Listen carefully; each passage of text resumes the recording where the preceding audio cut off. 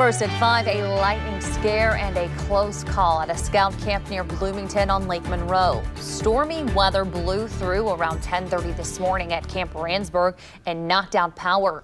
WRTV digital reporter Vic Reichert, who is there this week with his son as a volunteer, reports that another father and son were walking by a tree when it was hit by lightning. The 11-year-old scout didn't appear to be injured. The dad said it burned some hair off his leg. Hundreds of scouts and adult volunteers are at Camp Randsburg as scouts attempt to earn their badges, including the Weather Merit Badge.